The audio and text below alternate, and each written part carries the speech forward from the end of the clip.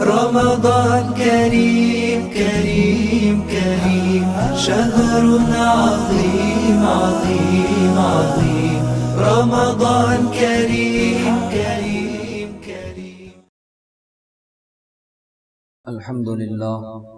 الحمد لله كفى وسلام على عباده الذين اصطفى. أما بعد فقد قال الله تبارك وتعالى في القرآن المجيد: أعوذ بالله من الشيطان الرجيم. بسم الله الرحمن الرحيم. يا بني اذهبوا فتحسسوا من يوسف وأخيه ولا تيأسوا من روح الله إنه لا ييأس من روح الله إلا القوم الكافرون. صدق اللہ العظیم. بزرگان گرامی اور معزز سامعین، یہ سورہ یوسف کی ایک آیت ہے جس کا ترجمہ یہ ہے: اللہ تعالیٰ فرماتے ہیں حضرت یعقوب علیہ السلام نے اپنے بیٹوں کو حکم دیتے ہوئے کہا تھا،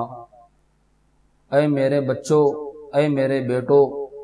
جاؤ اور یوسف کو اور اس کے بھائی کو تلاش کرو، اور اللہ کی رحمت سے نا امید نہ ہونا، اس لیے کہ اللہ کی رحمت سے نا امید وہی لوگ ہوتے ہیں جو اللہ پر ایمان رکھنے والے نہیں ہوتے. یہ ایک آیت ہے جو حضرت یوسف علیہ السلام کے واقعے سے جڑی ہوئی ہے. آیت کو سمجھنے سے پہلے اس آیت کے پس منظر پر بھی تھوڑی سی روشنی ڈالنا ضروری ہوگا، اس لیے بہت ہی اختصار کے ساتھ اور نہایت ہی اجمال کے ساتھ ہلکا پھلکا سا اشارہ پچھلی باتوں کی طرف میں کرتا ہوں تاکہ آیت کے مفہوم کے سمجھنے میں ہمیں اور آپ کو مدد ملے. بھائیو، آپ حضرات نے سنا ہوگا یا پڑھا ہوگا، اور قرآن کریم میں اللہ تعالیٰ نے سورہ یوسف میں تفصیل کے ساتھ ساری باتیں بیان فرمائی ہیں کہ حضرت یعقوب علیہ السلام کو کل 12 لڑکے تھے. ان میں سے ایک حضرت یوسف علیہ السلام بھی تھے. بچپن ہی سے نہایت ہی وجیح اور خوبیوں اور کمالات کے آپ مالک تھے. اللہ تعالیٰ نے متعدد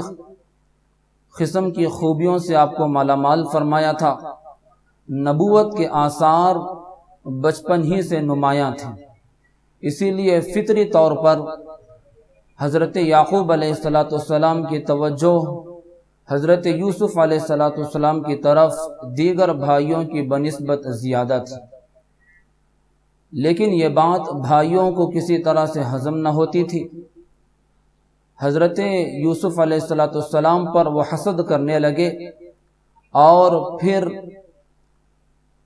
آپسی سازش کے ذریعے سے انہوں نے حضرت یوسف علیہ السلام کو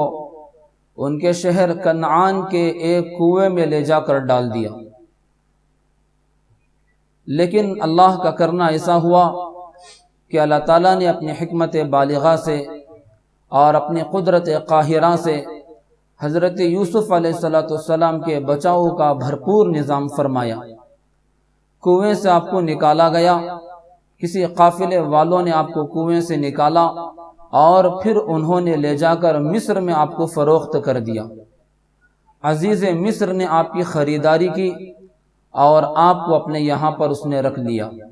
پھر اس کے بعد واقعات کی بڑی لمبی چوڑی تفصیل ہے جس کو قرآن کریم نے بیان کیا ہے. بالآخر حضرت یوسف علیہ السلام حضرت یعقوب علیہ السلام سے جدا ہو گئے اور کنعان سے آپ مصر منتقل ہو گئے. مصر میں ایک طویل زمانے تک آپ مقید بھی رہے، جیل میں قید بھی رہے. پھر اللہ نے بہت ساری حکمتوں کے تحت اور بہت ساری مہربانیوں کے تحت اللہ نے آپ کو جیل سے نکال باہر کیا اور مصر میں بڑے عہدے پر اللہ نے آپ کو فائز فرمایا۔ حضرت یعقوب علیہ السلام کے جو دیگر بھائی تھے ان میں سے حضرت یعقوب علیہ السلام کی جو دیگر اولادیں تھیں ان میں ایک بنیامین کا بھی نام ملتا ہے۔ بنیامین حضرت یوسف علیہ السلام کے سگے اور حقیقی بھائی ہیں۔ باقی جو 10 بھائی تھے وہ سوتیلے بھائی تھے۔ یوسف علیہ السلام کے جانے کے بعد حضرت یعقوب علیہ السلام کی توجہ حضرت بنیامین کی طرف زیادہ ہوئی۔ پھر اس کے بعد ہوا یہ کہ مصر کے علاقے میں اور اس کے گرد و نواح میں جو علاقے موجود تھے وہاں پر شدید قسم کی قحط سالی واقع ہو گئی اور اس کی وجہ سے لوگ بہت ہی زیادہ پریشان ہو گئے۔ لیکن حضرت یوسف علیہ السلام جو مصر میں بہت بڑے عہدے پر فائز تھے، خزانوں کی وزیر خزانہ آپ کو بنایا گیا تھا اور غلے کی حفاظت کا انتظام آپ کے حوالے تھا، مصر کی کنجیاں آپ کے ہاتھ میں تھیں۔ انہوں نے بڑی زبردست تدابیر کے ذریعے سے غلے کی حفاظت کا انتظام کیا تھا۔ بہت پہلے حفاظت کر لی گئی تھی اور اس کی وجہ سے قحط کے زمانے میں اس سے مدد لینے میں بڑی آسانی پیدا ہوئی۔ حضرت یوسف علیہ السلام بڑے فیاض اور سخی دل تھے۔ لوگ قحط سالی کی وجہ سے پریشان ہو کر مصر آتے تھے اور آ کر آپ سے غلہ طلب کرتے تھے۔ حضرت یوسف علیہ السلام انہیں غلہ دے کر روانہ کر دیا کرتے تھے۔ شدہ یہ بات کنعان کو بھی پہنچی اور حضرت یوسف علیہ السلام کے جو بھائی تھے ان کو بھی یہ بات معلوم ہوئی کہ مصر میں غلے کی تقسیم کا بہترین نظام چل رہا ہے، معمولی سی پونجی کے بدلے میں بھی بہتر سے بہتر غلہ فراہم کیا جا رہا ہے، اور ہمارے یہاں پر قحط سالی ہے، لہذا اس قحط سالی کے زمانے میں ہمیں مصر سے بھرپور فائدہ اٹھانا چاہیے۔ یہ سوچ کر یہ لوگ یہاں سے مصر روانہ ہوئے اور حضرت یوسف علیہ السلام سے انہوں نے ملاقات کی۔ حضرت یوسف علیہ السلام نے دیکھتے ہی پہچان لیا کہ یہ میرے ہی بھائی ہیں جنہوں نے مجھے کسی زمانے میں کنویں کے اندر ڈال دیا تھا۔ حضرت یوسف علیہ السلام نے ان کے سامنے ان باتوں کا اظہار نہیں فرمایا اور بہتر سے بہتر طور پر غلہ دے کر انہیں روانہ کر دیا۔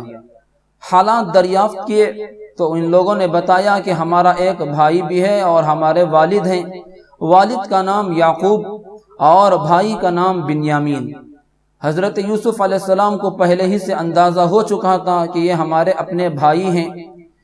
حضرت یوسف علیہ السلام یہ بھی جانتے تھے کہ میرا ایک سگا بھائی ہے جو بنیامین ہے۔ حضرت یوسف علیہ السلام نے ان لوگوں سے مطالبہ کیا اور پرزور انداز میں کہا کہ تم لوگ اب کی بار روانہ ہو جانا اور آئندہ جب تم آؤ تو بنیامین کو بھی اپنے ساتھ میں لے آنا۔ اگر تم لوگ بنیامین کو اپنے ساتھ نہیں لاؤ گے تو پھر یہاں سے تمہیں غلہ نہیں دیا جائے گا۔ یہ لوگ اپنے علاقے کو روانہ ہو گئے، والد سے بات چیت ہوئی اور یوسف علیہ السلام کا حال انہوں نے سنایا، اور پھر ساتھ ہی ساتھ انہوں نے یہ بات بھی رکھی کہ مصر میں جو غلوں کی تقسیم پر جو وزیر مامور ہیں ان کا کہنا یہ ہے کہ اگر بنیامین کو ساتھ میں نہ بھیجا جائے تو پھر ہمیں غلہ نہیں ملے گا، اس لیے ہم آپ سے گزارش کرتے ہیں کہ آپ بنیامین کو بھی اگلے سفر میں ہمارے ساتھ روانہ فرمائیں۔ حضرت یعقوب علیہ السلام کو اپنے بھائیوں پر اطمینان نہیں تھا، اعتماد نہیں تھا۔ کیوں؟ اس لیے کہ انہوں نے اس سے پہلے حضرت یوسف علیہ السلام کو اپنے ساتھ لے گئے تھے اور لے جا کر حضرت یوسف علیہ السلام کو انہوں نے کنویں کے اندر ڈال دیا تھا، اور والد کے پاس آ کر طرح طرح کی باتیں انہوں نے بنائی تھی۔ حضرت یعقوب علیہ السلام کو اسی وجہ سے ڈر ہوا کہیں بنیامین کے ساتھ بھی اسی طرح کا معاملہ نہ ہو، اس لیے انہوں نے پسو پیش کیا، لیکن بھائیوں نے جب اصرار کیا اور مصر ہو گئے تو پھر حضرت یعقوب علیہ السلام نے ان سے پختہ عہد لیا، اور پختہ عہد لے کر حضرت بنیامین کو بھی ان کے ساتھ روانہ کیا۔ یہ لوگ اب 11 بھائی مصر پہنچتے ہیں اور حضرت یوسف علیہ السلام سے ملاقات ہوتی ہے۔ تنہائی میں بنیامین کی حضرت یوسف علیہ السلام سے ملاقات ہوتی ہے۔ حضرت یوسف علیہ السلام بنیامین کے کان میں بات ڈالتے ہیں کہ تم پریشان نہ ہونا کہ میں تمہارا سگا اور حقیقی بھائی ہوں، اور پھر میں تم کو ایک تدبیر کے ذریعے سے اپنے یہاں پر روکنے والا ہوں۔ پھر اس کے بعد کوئی ایک خاص تدبیر اپنائی جاتی ہے، اور اس تدبیر کو اپنا کر حضرت یوسف علیہ السلام بنیامین کو اپنے پاس ہی روک لیتے ہیں۔ اس کے بعد یہ لوگ بہت پریشان ہوتے ہیں، اس لیے کہ بنیامین پر چوری کا الزام لگتا ہے بادشاہ کے لوگوں کی جانب سے، اور پھر اس کی سزا یہ تجویز کی جاتی ہے کہ جس آدمی نے چوری کی ہے اسی کو بادشاہ کے یہاں پر روک لیا جائے گا۔ بھائیوں نے بڑی منت و سماجت کی، اور بہت ہی زیادہ انہوں نے غم کا اظہار کیا، دکھ کا اظہار کیا، اور انہوں نے یہ بھی کہا کہ ہمارے ایک بوڑھے باپ موجود ہیں، اگر ہم اس بھائی کو چھوڑ کر جاتے ہیں تو باپ کی حالت بگڑ جائے گی، اور پہلے ہی سے وہ پریشان ہیں، ان کی پریشانی کے اندر اضافہ ہوگا۔ ان بھائیوں میں سے بڑے بھائی نے یہاں تک پیشکش کی کہ مجھے یہاں پر روک لیا جائے، یا ہم میں سے کسی ایک کو یہاں پر روک لیا جائے اور بنیامین کو حوالے کر دیا جائے، لیکن حضرت یوسف علیہ السلام اس بات پر آمادہ نہیں ہوئے۔ بالآخر وہ لوگ نا امید ہو کر اور پریشان ہو کر حضرت یعقوب علیہ السلام کے پاس واپس ہوتے ہیں، اور وہاں جا کر سارا واقعہ بیان کرتے ہیں۔ حضرت یعقوب علیہ السلام جب یہ بات سنتے ہیں تو ان کے غم کے اندر اور اضافہ ہو جاتا ہے۔ پہلے ہی سے وہ حضرت یوسف علیہ السلام کے بچھڑنے کے غم میں مبتلا تھے، اب بنیامین کے بچھڑنے کا غم بھی ان کے اوپر طاری ہوتا ہے، اور شدید قسم کے غم کے اندر وہ مبتلا ہو جاتے ہیں۔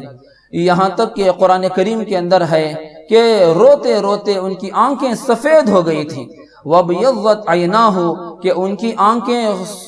کی آنکھیں سفید پڑ گئی تھی، یعنی آنکھوں سے کثرت کے ساتھ آنسو جاری ہونے کی وجہ سے ان کی آنکھیں سفید پڑ گئی تھی۔ لیکن بھائیو، جو بات ہمیں اور آپ کو سمجھنے کی ہے اور جس پر غور کرنے کی ہے وہ یہ ہے کہ باپ بڑھاپے کی حالت میں ہے، حضرت یوسف علیہ السلام کے چھوٹنے کا ایک غم، اور دوسرا حضرت بنیامین کے چھوٹنے کا غم، لیکن اس کے باوجود حضرت یعقوب علیہ السلام کے ہاتھ سے صبر کا دامن نہیں چھوٹتا ہے، بلکہ آپ فرماتے ہیں فصبر جمیل کہ مجھے بہتر سے بہتر طور پر صبر کرنا ہے، یعنی یہ کہ میں صبر کروں گا اور اس تکلیف کا اور اس مصیبت کا میں کسی کے سامنے اظہار بھی نہیں کروں گا، شکوے شکایت نہیں کروں گا، جزا فضا نہیں کروں گا۔ بہت ہی اچھے انداز کے ساتھ حضرت یعقوب علیہ السلام نے صبر کیا۔ ایک طرف آپ نے صبر کیا اور دوسری طرف آپ کو اللہ کی ذات سے یہ امید لگی ہوئی تھی کہ حالات کتنے ہی سخت کیوں نہ ہو، اولاد میرے سے چھوٹ رہی ہے اور داغ مفارقت دے کر میرے سے جدا ہو رہی ہے، غم پر غم مجھے لاحق ہو رہا ہے، لیکن اس کے باوجود مجھے اللہ کی رحمت سے نا امید نہیں ہونا ہے۔ میں نے جو آیت آپ کے سامنے پڑھی ہے، اس آیت کے اندر اسی مضمون کو بیان کیا گیا ہے، اور دراصل ہمارے سامنے اس وقت یہی آیت ہے، لیکن اس آیت کو سمجھنے کے لیے تھوڑی سی واقعے کی منظر کشی آپ کے سامنے کی گئی ہے۔ حضرت یعقوب علیہ السلام ایک طرف صبر کا دامن اپنے ہاتھوں میں مضبوطی کے ساتھ تھامے ہوئے تھے، دعاؤں کا بہت زیادہ اہتمام کر رہے تھے، اور ساتھ ہی ساتھ اللہ کی ذات پر بھرپور آپ کو امید و یقین بھی تھا کہ اللہ جو ہے حضرت یوسف علیہ السلام کو بھی لوٹائیں گے اور ان کے بھائی بنیامین کو بھی واپس کریں گے۔ اسی لیے آپ نے اپنے بیٹوں کو حکم دیا، سہبارہ جانے کا حکم دیا کہ مصر جاؤ اور جا کر یوسف کو بھی تلاش کرنا اور اس کے بھائی کو بھی تلاش کرنا۔ یا بنی اذهبوا فتحسسوا من یوسف و اخیہ، اے میرے بچوں، اے میرے بیٹو، جاؤ اور جا کر یوسف کو اور اس کے بھائی کو تلاش کرنا، ولا تیأسوا من روح اللہ، اور اللہ کی رحمت سے نا امید نہ ہونا۔ حضرت یعقوب علیہ السلام نے اس غم کی حالت میں اور بڑھاپے کے اندر، جبکہ آپ کی آنکھیں سفید ہو چکی تھیں، رو رو کر اعضاء مزمحل اور کمزور ہو گئے تھے، کس بات کا آپ حکم دے رہے ہیں؟ حکم اس بات کا دے رہے ہیں کہ اللہ کی رحمت سے نا امید نہ ہونا۔ گو یوسف کے بچھڑنے پر ایک طویل زمانہ گزر چکا ہے، ایک عرصہ دراز گزر چکا ہے، لیکن اس کے باوجود مجھے اللہ کی رحمت سے امید ہے، اللہ کی ذات سے مجھے بھرپور امید ہے کہ وہ یوسف کو بھی لوٹائیں گے اور ان کے بھائی بنیامین کو بھی لوٹائیں گے۔ چنانچہ اس کے بعد یہ لوگ روانہ ہوتے ہیں، مصر آتے ہیں، اور پھر جو ہے حضرت یوسف علیہ السلام کے پاس پہنچتے ہیں۔ حضرت یوسف علیہ السلام ان کو پہچان لیتے ہیں اور ان کے سامنے ساری باتوں پہچان لیتے ہیں، اور پھر ماضی میں جو کچھ بھی ہوتا ہے اس کے اوپر قلم عفو پھیر دیتے ہیں، اور پھر جو ہے حضرت یعقوب علیہ السلام کو بھی اپنے یہاں پر واپس بلا لیتے ہیں۔ حضرت یعقوب علیہ السلام اللہ کی رحمت سے نا امید نہیں ہوئے، اپنے بیٹوں کو بھی انہوں نے اسی بات کی تعلیم دی کہ اللہ کی رحمت سے نا امید نہ ہونا۔ چنانچہ رحمت خداوندی نے ان کی دستگیری کی اور ان کو حضرت یوسف علیہ السلام کے ساتھ اور ان کے بھائی بنیامین کے ساتھ اللہ نے ان کو ملا دیا۔ رحمت خداوندی سے نا امید نہ ہونے کا حکم دینے کے ساتھ ساتھ حضرت یعقوب علیہ السلام نے ایک جملہ یہ بھی فرمایا کہ میں تمہیں رحمت خداوندی سے نا امید نہ ہونے کا حکم اس لیے دیتا ہوں کہ یہ مومن قوم کا شیوا نہیں ہے کہ وہ اللہ کی رحمت سے نا امید ہو جائے، یہ کافر قوم کا شیوا ہے کہ وہ اللہ کی رحمت سے نا امید ہو جاتی ہے۔ کافروں کا وتیرہ، کافروں کا طریقہ ہے کہ وہ اللہ کی رحمت سے نا امید ہو جاتے ہیں۔ حالات کے آنے کے بعد، مشکلات کے آنے کے بعد، پریشانیوں کے آنے کے بعد، مصائب کے گھیر لینے کے بعد کوئی بندہ نا امید ہوتا ہے تو بھائیوں سمجھ جائیے کہ وہ مومن بندہ نہیں ہے، بلکہ وہ کافر بندہ ہے، یا یہ کہ وہ کافروں کی پٹری پر چل رہا ہے۔ یہاں اس موقع پر تفسیر کے بہت بڑے امام، بلکہ امام کبیر کے تفسیر کے بہت بڑے امام علامہ راضی علیہ الرحمہ کی عبارت کو سنا دینا فائدے سے خالی نہیں ہوگا، اس لیے ان کی بات میں آپ کو یہاں پر سناتا ہوں۔ حضرت نے یہاں اس موقع پر کلام کیا ہے کہ اللہ کی رحمت سے نا امید ہو جانا کفر کیوں ہے، یہ کافروں کا طریقہ اور اس کا شیوا کیوں ہے۔ حضرت یہ کہتے ہیں کہ اللہ کی رحمت سے نا امید ہونے کی 3 وجوہات ہو سکتی ہیں۔ ایک وجہ یہ ہے کہ بندہ خدا تعالیٰ کی بندہ اس بات کا اعتقاد رکھتا ہے اور دل کے اندر یہ سمجھتا ہے کہ اللہ تعالیٰ اس کام کو کرنے پر قادر نہیں ہے، اللہ کے کنٹرول سے یہ بات باہر ہے، اس لیے بندہ اللہ کی رحمت سے نا امید ہو جاتا ہے۔ ایک وجہ یہ ہوتی ہے یا یہ وجہ ہوتی ہے کہ بندہ یہ سمجھتا ہے کہ اللہ کو ہر بات کا علم نہیں ہے، میرے مسائل کا علم نہیں ہے، میرے حالات کا علم نہیں ہے، میرے مشکلات کا علم نہیں ہے، میری پریشانیوں کا علم نہیں ہے۔ بندہ یہ سمجھتا ہے، حالانکہ اللہ کو تو ذرے کا علم ہے۔ لا يعزب عنہ مثقال ذرۃ فی السماوات ولا فی الارض، ذرہ برابر بھی کوئی چیز نہ آسمانوں میں خدا کی نگاہ سے پوشیدہ ہے اور نہ زمین میں اللہ سے پوشیدہ ہے۔ ان اللہ لا يخفى علیہ شیء فی الارض ولا فی السماء، آسمان و زمین میں کوئی بھی چیز اللہ کی نگاہ سے پوشیدہ نہیں ہے۔ اللہ کی صفت تو یہ ہے، لیکن نا امید ہونے والا بندہ اپنے دل کے اندر یہ سمجھ جاتا ہے کہ اللہ کو میرے حالات کا علم نہیں، میرے مشکلات کا علم نہیں، میرے مسائل کا علم نہیں، اس لیے وہ اللہ کی رحمت سے نا امید ہو جاتا ہے۔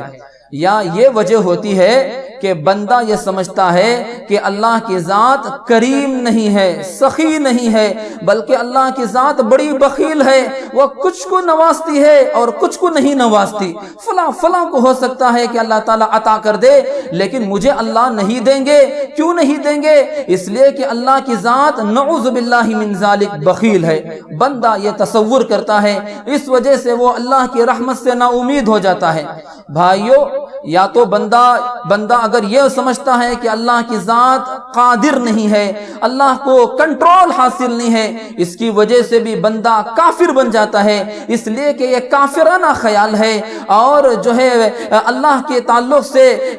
کفر والا خیال ہے، اس لیے بندہ کافر بن جاتا ہے۔ اسی طرح سے کوئی بندہ یہ سمجھے کہ اللہ کو ساری باتوں کا علم نہیں ہے، اس کی وجہ سے بھی بندہ کافر ہو جاتا ہے۔ کیوں؟ اس لیے کہ یہ بندہ انکار کر رہا ہے اس بات کا کہ اللہ کو ہر بات کا علم نہیں ہے، حالانکہ اللہ کی صفت تو یہ ہے کہ وہ ہر بات سے واقف ہوتے ہیں۔ اسی طرح سے بندہ اگر یہ سمجھتا ہے کہ بندہ اللہ کی ذات بخیل ہے تو یہ سمجھنے والا بھی خدا تعالیٰ کا انکار کرنے والا ہے، اللہ کے ساتھ کفر کرنے والا ہے۔ کیوں؟ اس لیے کہ اللہ کی صفت بخیل نہیں ہے، بلکہ اللہ کی صفت سخی اور کریم اور جو ہے نوازنے والی ہے۔ بہرحال یہ وجوہات ہوتے ہیں جن کی وجہ سے نا امید ہونے والا انسان ایمان سے نکل جاتا ہے، یا تو کافر ہی بن جاتا ہے، یا یہ کہ کافروں کی پٹری پر اور کافروں کی روش پر یہ بندہ چلنے والا بن جاتا ہے۔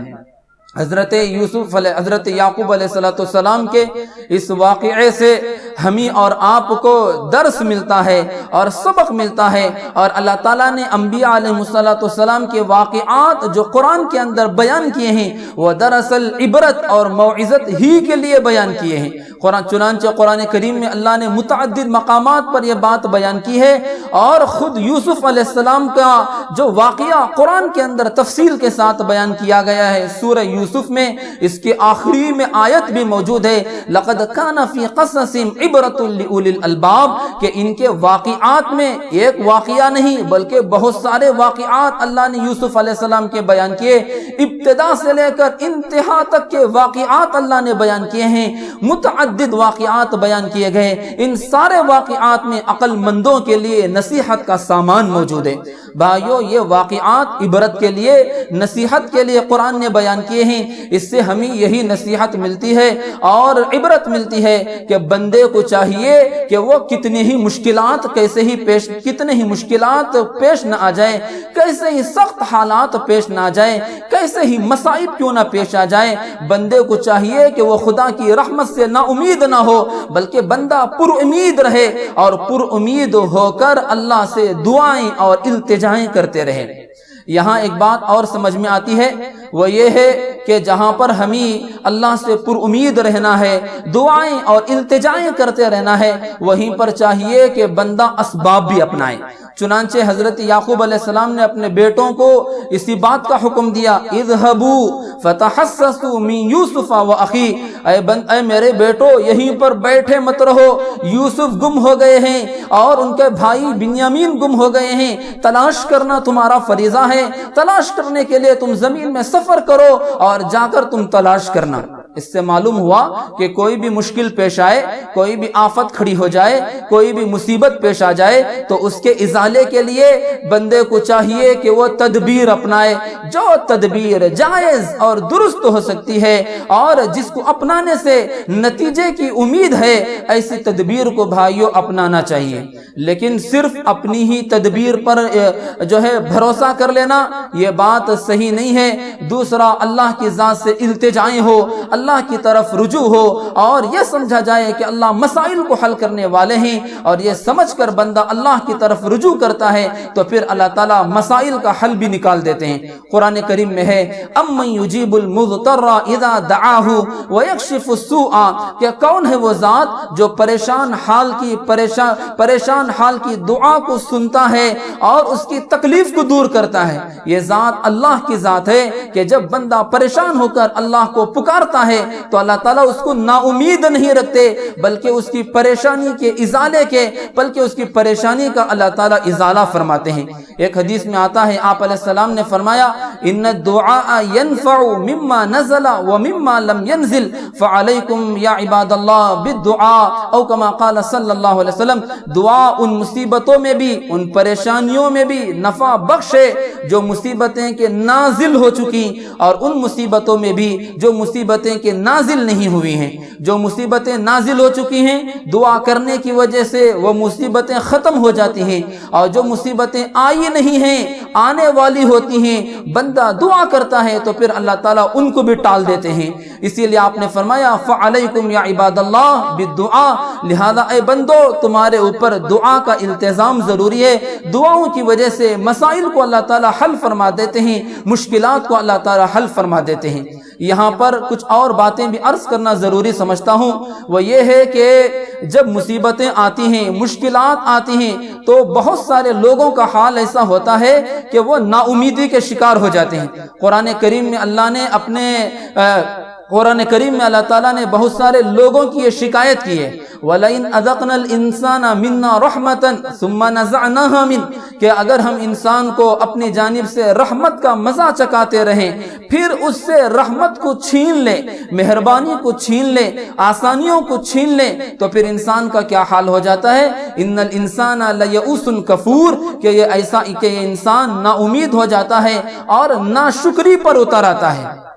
نا امیدی پر اتر آتا ہے اور ناشکری کرنے لگتا ہے۔ یہ حال کوئی اچھا حال نہیں ہے، نہایت ہی گرا ہوا، نہایت ہی گھٹیا حال ہے۔ اور بہت سارے لوگوں کا حال یہ ہوتا ہے کہ وہ اللہ کے تعلق سے بدگمانی کے بھی شکار ہو جاتے ہیں۔ یہ سوچتے ہیں کہ اللہ تعالیٰ ہمارے ساتھ بھلائی نہیں کرتے، اللہ ہمارے اوپر رحم نہیں کرتے، اللہ کو ہم سے دشمنی ہے، اللہ کو ہم سے بیر ہے، پتہ نہیں کیا کیا برائی کے خیالات اللہ کی ذات کے تعلق سے دماغوں کے اندر جمع ہو جاتے ہیں، حالانکہ اللہ کی ذات تو بہت رحیم، بہت کریم ہوتی ہے۔ اور بھائیوں ایک بات یہ بھی یاد رکھنی ہے کہ حالات انہی لوگوں پر آتے ہیں، مشکلات انہی لوگوں پر آتے ہیں جن کے ساتھ اللہ بھلائی کا معاملہ کرنا چاہتے ہیں۔ حدیث میں آتا ہے آپ علیہ السلام نے فرمایا مَن يُرِدِ اللَّهُ بِهِ خَيْرًا يُصِبْ مِنْهُ، اللہ جس کے ساتھ بھلائی کا معاملہ چاہتے ہیں تو اللہ ان کو مصیبت کے اندر مبتلا کر دیتے ہیں۔ ایک اور حدیث میں آتا ہے آپ علیہ السلام نے فرمایا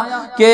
ان اللہ اذا احب قوما ابتلاهم، اللہ جب کچھ لوگوں سے محبت کرتے ہیں تو اللہ تعالیٰ ان کو مصیبت کے اندر مبتلا کر دیتے ہیں۔ اب بندے کا کام یہ ہے کہ جب اللہ کی طرف سے اسے مصیبت میں مبتلا کیا جا رہا ہے، اور یہ مصیبت میں مبتلا کرنا دشمنی کی وجہ سے نہیں، نفرت کی وجہ سے نہیں، دوری کی وجہ سے نہیں، بلکہ ارادہ خیر کی وجہ سے، محبت کی وجہ سے، تعلق کی وجہ سے، تو پھر بھائیوں بندوں کو ایسے موقع پر چاہیے ایک کام تو وہ صبر کا کریں اور دوسرا کام رضا بالقضاء کا کریں۔ صبر یعنی اللہ کی طرف سے جو مصیبت آئی ہے اس مصیبت کو وہ جھیلیں، اس مصیبت کے اوپر اس مصیبت کو وہ برداشت کریں، اس مصیبت پر وہ صبر کریں، شکوے شکایتیں نہ کریں، جزا فضا نہ کریں، اور دوسروں کے سامنے جا کر ایسی ویسی باتیں نہ کہیں، خلاف شرع کوئی کام نہ کرے، بلکہ اچھے انداز کے ساتھ صبر کرتے ہوئے آگے بڑھ جائیں، جیسا کہ حضرت یعقوب علیہ السلام نے صبر کیا تھا۔ امام قرطبی نے اس موقع پر ایک بات یہ فرمائی ہے کہ مسلمانوں کو چاہیے کہ جب بھی ان کے اوپر کوئی مصیبت آئے، خواہ ان کے اوپر آئے یا ان کی اولاد پر آئے یا ان کے مال میں آئے، ان کی صحت پر آئے یا ان سے متعلق کسی بھی چیز پر آئے، تو ان کو چاہیے کہ وہ صبر کو مضبوطی کے ساتھ تھام لے، اور حضرت یعقوب علیہ السلام کی اور دیگر انبیاء علیہ السلام کی پیروی و اختیار کریں۔ حضرت یعقوب علیہ السلام کا واقعہ اللہ نے قرآن پاک کے اندر اسی لیے ذکر کیا ہے، اور صبر کرنے کی فضیلت بہت بڑی ہے۔ قرآن میں اللہ تعالیٰ فرماتے ہیں انما یوفی الصابرون اجرهم بغیر حساب، کہ اللہ صبر کرنے والوں کو بلا حساب اجر عطا فرماتے ہیں، یعنی بے انتہا اللہ تعالیٰ اجر عطا فرماتے ہیں۔ صبر کی فضیلت پر تو بہت ساری آیتیں ہیں، ایک حدیث پاک میں آپ کو سناتا ہوں۔ آپ علیہ السلام نے فرمایا عجبا لامر المؤمن، مومن کا معاملہ بھی بڑا عجیب ہے، ان الامر کلہ خیر، اس کے سارے معاملات کے اندر بھلائی ہی بھلائی ہے، ان اصابت سراء شکر فکان خیرا لہ، اگر اسے خوشحالی پہنچتی ہے، راحت پہنچتی ہے، اس پر وہ شکر ادا کرتا ہے تو یہ شکر اس کے لیے بہتر ہے۔ وَإِنْ أَصَابَتْهُ ضَرَّاءُ صَبَرَ فَكَانَ خَيْرًا لَهُ، اگر اس کو تکلیف پہنچے، مصیبت پہنچے، حالات اس کے بگڑ جائیں، اس پر وہ صبر کرتا ہے تو یہ صبر کرنا بھی اس کے لیے بہتر ہے۔ تو بھائیو، بندوں کو چاہیے کہ جب حالات خراب ہو جائیں، مشکلات کھڑے ہوں، تو ایسے موقع پر جزا فضا نہ کریں، شکوے شکایتیں نہ کریں، اللہ کے تعلق سے بدگمان نہ ہو، بلکہ اللہ کے تعلق سے اچھا خیال رکھتے ہوئے، بھلا خیال رکھتے ہوئے ایک کام صبر کا کرے اور دوسرا کام رضا بالقضاء کا۔ ایک حدیث پاک میں آتا ہے، آپ علیہ السلام نے فرمایا، بلکہ یہ حدیث قدسی ہے، خود اللہ فرماتے ہیں، من لم یرضا بقضائی ولم یصبر علی بلائی فلیتخذ لہ ربا سوائی، کہ جو بندہ میرے فیصلے پر راضی نہ ہو اور میری طرف سے پہنچنے والی مصیبت پر وہ صبر نہ کرے تو اس کو چاہیے کہ میرے علاوہ کوئی اور پروردگار تلاش کر لے۔ کتنی سخت بات اللہ تعالیٰ نے بیان فرمائی ہے۔ اس لیے بھائیو، ایسے موقع پر چاہیے کہ آدمی رضا بالقضاء کا اہتمام کرے، یعنی اللہ کے فیصلے پر راضی ہو، یہ سمجھے کہ جو ہو رہا ہے بالکل حکمتوں کے مطابق ہو رہا ہے، مصلحتوں کے مطابق ہو رہا ہے۔ ہو سکتا ہے کوئی بات مجھے سمجھ میں نہ آ رہی ہو، لیکن اس کے اندر اللہ کی طرف سے حکمتیں رکھی ہوئی ہیں، مصلحتیں رکھی ہوئی ہیں، اور پھر یہ سوچ کر بندہ اللہ کی طرف سے جو بات بھی پیش آئے اس بات پر بندہ راضی رہے۔ حکمتیں بہت ساری ہوتی ہیں، دنیاوی حکمتیں بھی ہوتی ہیں اور اخروی حکمتیں بھی ہوتی ہیں۔ اخروی حکمتوں میں سے ایک حکمت یہ ہے کہ ان مصیبتوں کو پیش کر کے، تکالیف کو پیش کر کے، حالات کو پیش کر کے اللہ تعالیٰ بندوں کی صفائی کرتے ہیں، یعنی گناہوں سے ماپا کو صاف کر دیتے ہیں۔ انسان گناہ کر کر کے اپنے اوپر گناہوں کا انبار جمع کر لیتا ہے، توبہ کی توفیق اس کو نہیں ہوتی، لیکن بندے کے اوپر حالات پیش آتے ہیں اور ان حالات پر بندہ جب صبر کرتا ہے، جمع ہوا رہتا ہے، اللہ کے فیصلوں پر راضی ہو جاتا ہے، تو پھر بھائیو یہی حالات اس کے گناہوں کا کفارہ بن جاتے ہیں۔ حدیث میں آتا ہے، آپ علیہ السلام نے فرمایا کہ کسی بھی مومن بندے کے ساتھ یا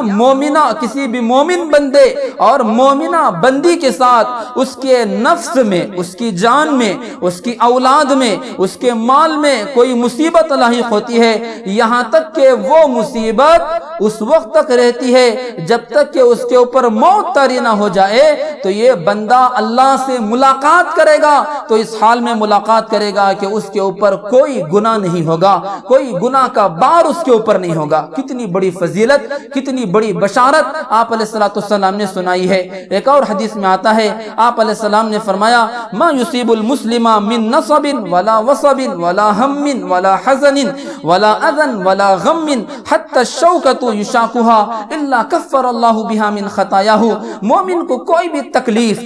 کوئی بھی تھکن لاحق ہوتی ہے، کوئی بھی مشقت لاحق ہوتی ہے، کوئی غم، کوئی ٹینشن اور کوئی پریشانی اسے لاحق ہوتی ہے، حتیٰ کہ کانٹا بھی چبھتا ہے تو اللہ تعالیٰ اس کی وجہ سے اس کے گناہوں کو مٹا دیتے ہیں اور اس کے گناہوں کو اللہ تعالیٰ دھو دیتے ہیں۔ تو بھائیوں، کتنی بڑی فضیلت ہے کہ اس کی وجہ سے جو ہے گناہ دھل جاتے ہیں، آدمی کا جو ہے حساب و کتاب دنیا ہی کے اندر پاک و صاف ہو جاتا ہے، آخرت میں پہنچے گا تو گناہوں سے پاک و صاف ہو کر پہنچے گا۔ ایک طرف گناہ مٹتے ہیں اور دوسری طرف اس کی وجہ سے اجر و ثواب بھی ملتا ہے۔ جب ایک حدیث میں آئے، آپ علیہ السلام نے فرمایا، ان عظم الجزاء من عظم البلاء، کہ مصیبت جتنی بڑھتی ہے اللہ کی طرف سے اجر و ثواب بھی اتنا ہی ملتا ہے۔ بندہ جب یہ ساری باتیں ذہن میں رکھے گا، سوچے گا کہ اس کے اندر حکمتیں ہوتی ہیں، مصلحتیں ہوتی ہیں، گناہ معاف ہوتے ہیں، اجر و ثواب ملتا ہے، تو پھر بھائیو اس کے لیے صبر کرنا بھی آسان ہو جاتا ہے، اللہ کے فیصلے پر راضی ہونا بھی اس کے لیے آسان ہو جاتا ہے۔ بہرحال آج کی اس تفسیر کا خلاصہ یہ ہے کہ حالات کسی کو آئیں، کسی بھی طرح کے حالات، چھوٹے ہوں یا بڑے ہوں، گھریلو ہوں، خاندانی ہوں، تجارت کے لین سے ہو، بیماریوں کے لحاظ سے ہو اور جاب کے لحاظ سے ہو، کسی کے بھی لحاظ سے حالات پیش آ جائیں تو پھر بندے کو چاہیے کہ وہ نا امید نہ ہو، اللہ سے لو لگائے رکھے، دعاؤں کا اہتمام کرے، اللہ کے تعلق سے حسن ظن رکھے اور اللہ کے فیصلوں پر راضی رہے۔ جب تک حالات ٹھیک نہ ہو جائیں صبر کرتا رہے اور ان حالات میں جو حکمتیں ہیں ان حکمتوں کے اوپر وہ غور و خوض کرتا رہے تو پھر بھائیو وہ مصیبت اس کے لیے مصیبت نہیں رہتی بلکہ وہ مصیبت اس کے لیے راحت بن جاتی ہے۔ اور بظاہر بھی اگر کچھ پریشانی ہو تو انسان کا دل پریشان نہیں ہوگا، اس کا دل مضطر نہیں ہوگا بلکہ وہ اللہ کے فیصلوں پر راضی رہے گا اور پھر جو ہے اس کی وجہ سے اس کے ایمان کے اندر بھی اضافہ اور ترقی ہوتی رہے گی۔ دعا ہے کہ اللہ تعالیٰ مجھے بھی اور آپ کو بھی ان باتوں پر غور و خوض کی اور عمل کی اللہ توفیق عطا فرمائے۔ آمین وآخر دعوانا الحمدللہ رب العالمین۔